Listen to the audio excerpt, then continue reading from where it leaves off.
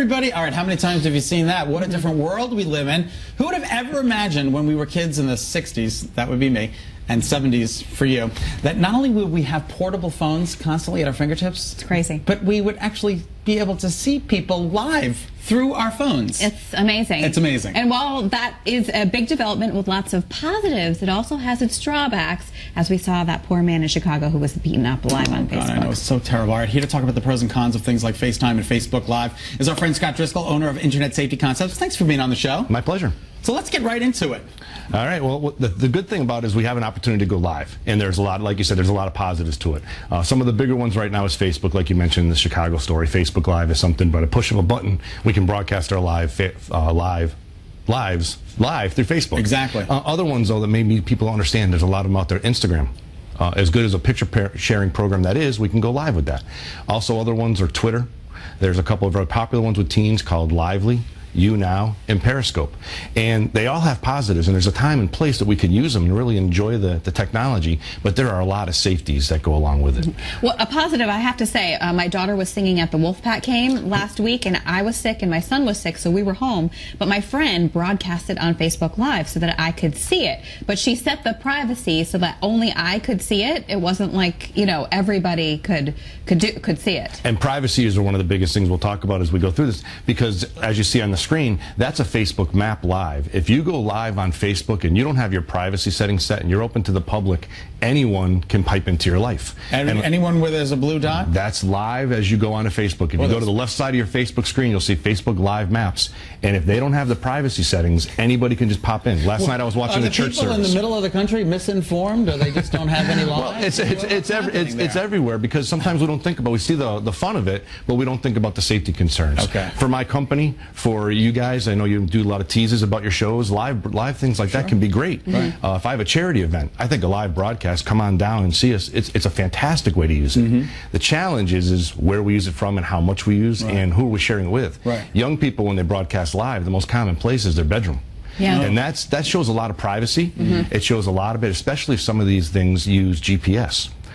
If they use GPS, it might not give us our exact location, but it might tell you that a child's in your area. Right. Yeah. And also, when our young people are broadcasting, what's behind them on the walls or on their desk? I'm always so cognizant of that. If I play on a basketball team and the name of my school is on my uniform, and I take it off and throw it on my desk, and then I go live, that one little piece of the puzzle is very important on where I am. Yeah. So we just have to be cautious about that and know who we're sharing it with. If they allow us to be private and select who we choose it with, it can be good. I have family outside of state. If they can't make it to my daughter's birthday party, if I can set it private, I can broadcast that live so they can enjoy it and be with our family as a really good time. See, and I just do the opposite. If they can't make it, I get angry and I shut them out of my life.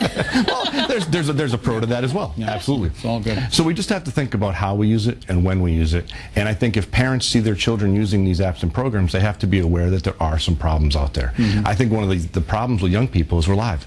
And if someone swears, say something that maybe that's not age appropriate, we can't take that back. It's already there. Oh, yeah. Well, even when we go live, for, you know, people start commenting, and, you know, they sometimes say some things that are totally inappropriate. You know, you kind of skip by it, but there's nothing you can do because it's live. Yeah, and something like Facebook, once we broadcast live, it'll keep it there so you can watch it over and over again. So the comments can be really good, or they can be really bad, like you were saying. It all depends on who we allow in our world and who's seeing it.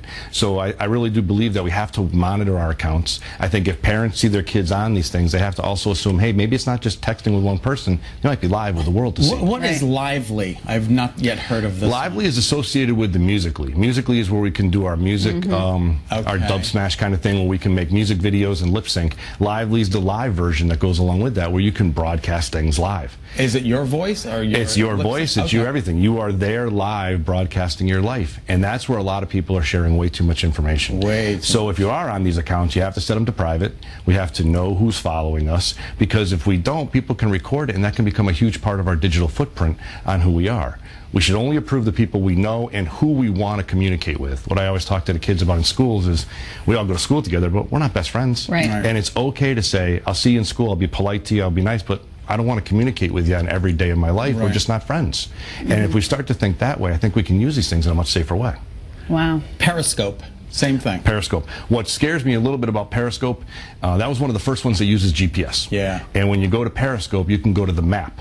And when you go to the map, you can either go by list and see what they're talking about, or you can go by map to people in the same town. Right. As you can see on the screen, that's just Connecticut. When I took the screenshot, that's just the people that were live within my area.